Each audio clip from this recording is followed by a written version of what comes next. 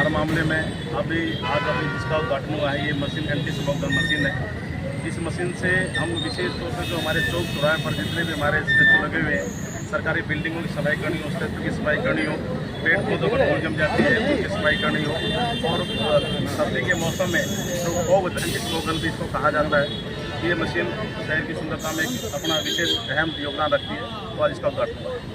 कितनी बड़ा शहर है, एक मशीन से काम चल जाएगा? शहर अपना जितना बड़ा शहर है, जब 24 घंटे हम इसको आवश्यकता पड़ी तो 24 घंटे चलाने का भी काम करेंगे, मशीन से काम चलाने। इसकी कीमत कितनी है सर? और इसके साथ साथ एक छोटी मशीन ऑलरेडी हमारे पास और है, आवश्यकता पड़ी तो उसका भी हम प्रयोग करेंगे। लेकिन कहीं ना कहीं कोई प्रोजेक्ट शुरू होता है वो अनदेखी की वजह से दम तोड़ देता है, उसके लिए भी क्या चेक रहेगा? क्योंकि गाड़ियाँ तो आ जाती हैं लेकिन उनका सही इस्तेमाल नहीं होगा।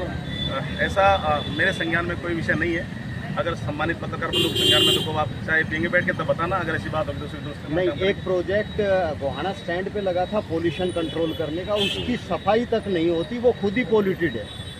निश्चित तौर पे अगर कोई छोटी मोटी चूक रही होगी तो उसे दुरुस्त करने का काम करें। अच्छा, नहीं, अधिकारियों को क्या दिशा निर्देश है? अधिकारियों को क्या दिशा निर्देश है? कोई प्रोजेक्ट है, उस प्रोजेक्ट की संभाल करना अधिकारियों की, कर्मचारियों की जिम्मेदारी है। हरियाणा के यशस्वी मुख्यमंत्री माननीय श्री नायब सिंह सैनी जी निश्चित तौर पे आए दिन अधिकारियों के साथ बैठक करते ही रहते हैं, और हरियाणा के विकास के लिए, हरियाणा के चौमुखी विकास के लिए वो कोई ना कोई जो भी कोई नया प्रोजेक्ट शुरू करते हैं तो निश्चित तौर पर अधिकारियों को निर्देशित पहले ही किया जाता है, और प्रोजेक्ट में सब चीज़ें ऑलरेडी निहित होती हैं। ये प्रोजेक्ट कैसे काम करेगा, कैसे इसमें काम करना, और आगे रखरखाव भी कैसे रहेगा। निश्चित तौर पर अधिकारी अपनी ड्यूटी पूरी मजबूती से निभाते हैं, कहीं को चूक रहती तो उसे दुरुस्त करने का काम करेंगे। प्रोजेक्ट नए प्रोजेक्ट दे रहे हो, लेकिन जो विधायक हैं वो तो सवाल उठा रहे हैं कि काफ़ी व्यवस्थाएं खराब हो चुकी हैं। विधायक जी के रोड पर दिखाई देते हैं,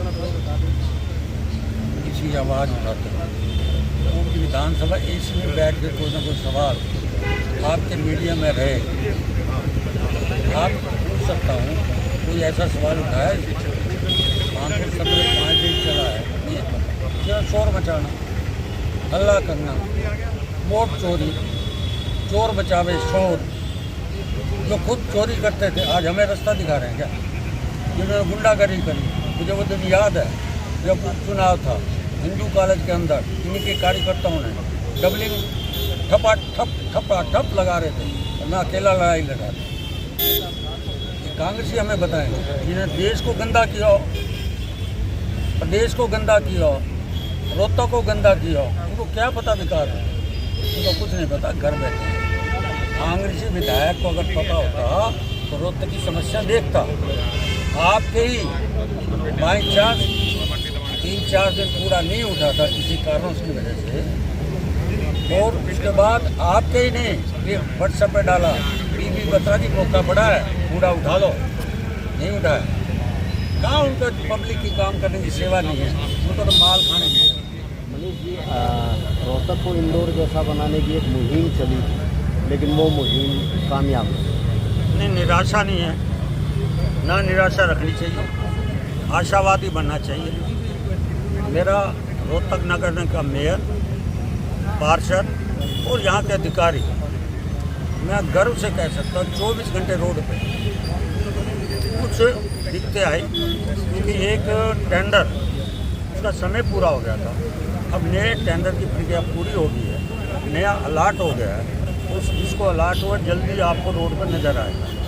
आपको नगर, आपको आने वाले समय के अंदर, मेरा जो मानना है, मैंने कहा कि मैं निराशावादी नहीं हूँ, आशावादी, कि ज़िंदगी के 52 साल में राजनीति के अंदर मैं कभी निराश नहीं हुआ, इसलिए रोहतक इंदौर के बराबर ला के खड़ा करेंगे साल के अंदर। अच्छा, आप विधानसभा का आप भी हिस्सा रहे हैं, मुख्यमंत्री भूपेंद्र सिंह हुड्डा ने सवाल उठाए हैं, उन्होंने कहा कि हमारे जो बात थी वो बोलने नहीं दिया, जो मुद्दे जो उठाए हैं उन पर कोई एक्शन नहीं हो रहा। खुद बीज बोया, खुद पानी दिए भागे, कानून व्यवस्था के नाम पर खुद लाए, बैठे क्यों नहीं बैठे? सुनने की हिम्मत नहीं थी। अगर मैं रोहतक विधानसभा में होता और मेरे से पूछते, इनके टाइम में सारे कांग्रेसी व्यापारी नेता डेली धरना देते थे कि नहीं देते थे? आज 10-11 साल आ गए, कोई व्यापारी नेता क्राइम के खिलाफ उसी विषय पर भी आज व्यापारी कई धरना नहीं दे रहे। कांग्रेस का मुख्यमंत्री रोहतक का विधायक MP रोहतक के रोज व्यापारी यहाँ पर धरने देते थे। 11 साल हो गए हमारी सरकार को, रोहतक अंदर कोई धरना नहीं है। क्राइम बिल्कुल शून्य पे है। क्राइम का स्टेटस बदला है। एक समय क्राइम होता था गांव में कुछ चुनाव टाइम में सरपंची में पंची में ब्लॉक में झगड़े हो जाना, आज जीत होना, फिर गांव से उठकर चौटाला सरकार हो, भूपेंद्र हुड्डा सरकार हो, ज़मीनों को हड़पना। हमारी सरकार में ये बिल्कुल नहीं है, ना ज़मीनों पे हड़पना ना चुनाव पे है। अब क्राइम बदल गया, आउट ऑफ इंडिया जाके